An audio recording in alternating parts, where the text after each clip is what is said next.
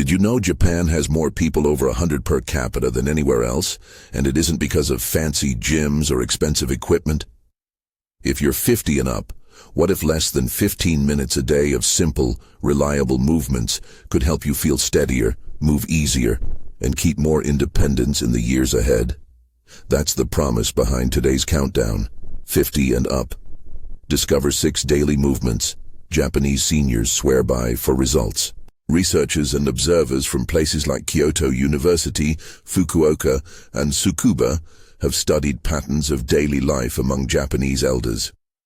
Clinicians at institutions such as Harvard Medical School and the Mayo Clinic have noted similar principles in fall prevention and mobility research. I've pulled those findings together with practical demos so you can try these movements safely at home. Before we dive in, drop your name and where you're watching from in the comments. Tell me if you're 50 and up and which one you want to try first. Number 6. Sampo. Slow, mindful. Walking with a breathing pattern. Sampo is the simple act of intentional walking, slow, attentive steps with a steady breathing rhythm. Imagine a short walk in a park, feet rolling from heel to toe, shoulders relaxed, and a breathing pattern that steadies your heart. Inhale for 2 steps, hold 2, exhale for 4. This small structure does 2 things. First, it encourages foot mechanics that activate the arches and ankle stabilizers. Second, it calms the nervous system, improving balance and circulation. Why it matters. Walking with attention retrains the small muscles around the ankle and foot that we rely on to catch ourselves when we stumble. Observational studies from Kyoto University and other teams have linked regular, moderate-paced walking with better arterial flexibility and improved balance in older adults. Those are associations, not guarantees, but they help explain why many Japanese elders choose this as a daily ritual. Starter prescription. Begin with 5 minutes on a flat or gently varied surface. Grass or compact dirt is ideal, but even a hallway carpet works. Follow a 2-2-4 breathing rhythm. Inhale 2 steps, hold 2 steps, exhale 4 steps. Keep your gaze forward, shoulders soft, and notice the roll from heel to toe. If 5 minutes feels easy, build toward 8 or 10 over a few weeks. Safety and progressions. If you have recent foot surgery, severe neuropathy, or unstable ankles, check with your clinician before trying uneven surfaces. Start near a wall or railing for support if needed. Regression. March in place beside a counter, focusing on heel-to-toe roll and breath. Progression. Add gentle uphill walking on a slight slope, or increase to a 10-minute mindful loop. Integration tip. Use Sampo as a break between tasks, 5 minutes after lunch or mid-afternoon refresh. Number 5. Radio Taiso. The 3-minute flow that wakes your joints. Radio Taiso is a short, flowing calisthenics routine broadcast for decades in Japan. Simple arm swings, gentle twists, and full-body movements done slowly and rhythmically. Think of it as a 3-minute tune-up for your joints and breathing. Why it matters.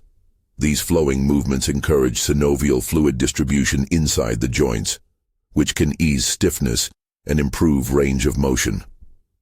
Observational work has correlated routine, gentle calisthenics with fewer complaints of back pain and greater daily function among older adults. Practically, doing a brief routine each morning lubricates the shoulders, hips, and spine and signals your body it's time to move. Starter prescription. Right after you get out of bed or before breakfast, spend 3 minutes moving through a gentle Radio Taiso-style sequence. Shoulder circles, arm swings across the body, gentle hip circles, and knee bends. Keep movements smooth and pain-free, breathing steadily. Safety and progressions. If you have uncontrolled hypertension, recent cardiac conditions, or severe joint pain, consult your doctor before increasing intensity. Regression. Perform seated versions of the arm and hip moves until you feel comfortable standing. Progression. Perform the 3 minutes barefoot on a non-slip surface to improve foot sense, or repeat the sequence twice when you feel ready. Integration tip. Keep the routine next to your bed or chair and treat it like your morning stretch. 3 minutes counts. Number 4. Deep squat. Rest. Reclaiming the full hip range. In many parts of Japan, squatting to rest is culturally normal, sitting low to the ground instead of on a raised chair. The deep squat is a full hip and ankle range that, when practiced safely, preserves flexibility in the joints and strengthens the muscles that support getting up and down. Why it matters? Full range squatting engages the glutes, hamstrings, calves, and pelvic floor while decompressing the spine. Observational studies have shown that the ability to perform a deep squat is linked with lower rates of assisted living use and better independence in activities of daily living. Again, these are associations, but they point to the functional value of maintaining squat mobility. Starter prescription.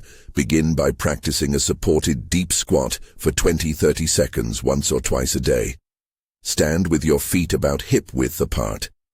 Slowly bend at the hips and knees, lowering until your hips are near the heels or as low as is comfortable, keeping your chest upright. Use a sturdy chair or counter in front of you for balance if needed. Breathe and relax in the position for a few breaths, then push through the heels to stand. Safety and progressions. If you have knee replacements, severe knee pain, or significant hip osteoarthritis, consult a physician or physical therapist before progressing. Regression. Place a rolled towel under your heels or perform a half squat to reduce ankle demand. Another regression is to sit to a low bench and stand repeatedly, gradually lowering the bench height. Progression. Work toward longer holds and lower positions, and practice slow, controlled sit-to-stand reps from a low surface. Integration tip. Turn the deep squat into a micro-habit. Use it when you're gardening, folding laundry, or speaking to children or pets at floor level.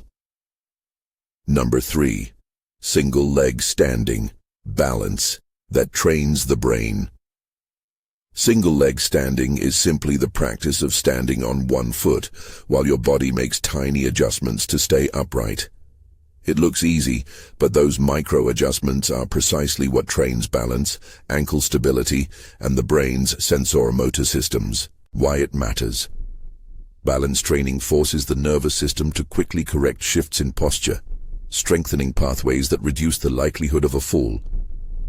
Studies from universities including Fukuoka have linked better single-leg stability with lower fracture risk and longer maintenance of functional independence. Again, these are associations, but the mechanism, practice improving reactive balance, is well understood. Starter prescription. Stand near a countertop or sturdy chair for safety. Shift your weight onto one foot and lift the other an inch or two off the ground. Aim for 20-30 seconds per leg at first, once or twice a day. If that's too challenging, begin with 5 to 10 seconds and add time as you gain confidence. Safety and progressions. If you have a recent fall history or severe vestibular problems, seek guidance before practicing unsupported. Regression. Keep both hands on a counter and lift one foot only slightly, focusing on posture. Another regression is tapping the lifted foot down periodically to reset. Progression. Reduce hand contact. Close your eyes briefly to challenge proprioception, or stand on a soft pad for sensory challenge. Integration tip. Do a single leg stand while brushing your teeth, 2 minutes twice a day, turning a daily routine into balance practice. Number 2. Floor sitting transitions. Practice getting down and up safely. Being able to go to the floor and get back up is a practical measure of independence. Floor sitting transitions are the repeated practice of lowering to the floor, sitting cross-legged or on your side, and standing back up. It trains coordination, strength, and timing, skills you'll use whenever you bend to pick something up or kneel. Why it matters. Studies and long-term observational data have linked the ability to get up from the floor with improved outcomes in older adults, including greater mobility and lower rates of institutional care. Practicing transitions builds trust in your ability to move safely from different heights. Starter prescription. Practice one safe floor transition a day. Choose a soft surface like a carpet or mat and a technique you can manage. Sit on the edge of a low chair, then slide to the floor, or lower to one knee and then to the side until seated. From the floor, roll to your side, push up onto your hands, come to a half kneel, then stand with a chair for support. Do this once or twice, focusing on slow, controlled movements, safety and progressions. If you have recent abdominal surgery, unstable knees, or severe hip pain, check with a clinician before attempting floor work. Regression. Practice lowering onto a bed or low couch and standing back up. Progression. Decrease the height of the surface you use, or practice more repetitions once the movement is smooth.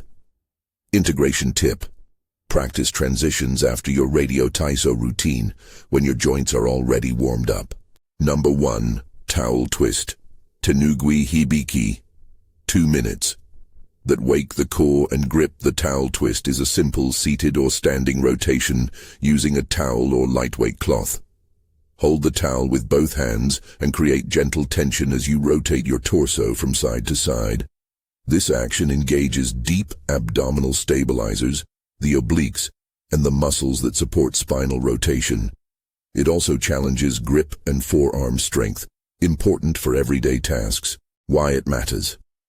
Brief rotational work activates core stabilizers that connect your upper and lower body, improving the ability to lift, reach, and twist safely.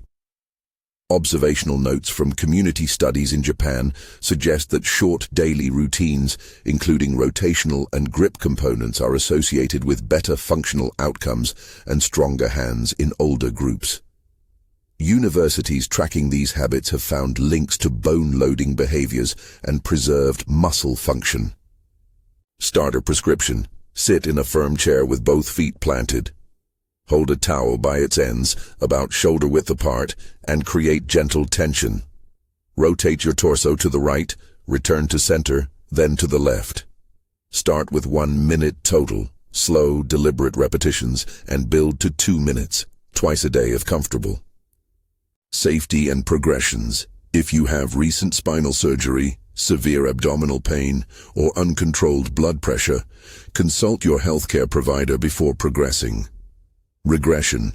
Perform the twist seated with a shorter range of motion or hold the towel closer together to reduce the lever arm. Progression.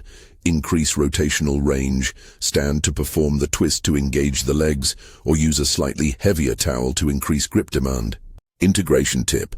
Do the towel twist while waiting for your kettle to boil or as a short between-task ritual. Safety.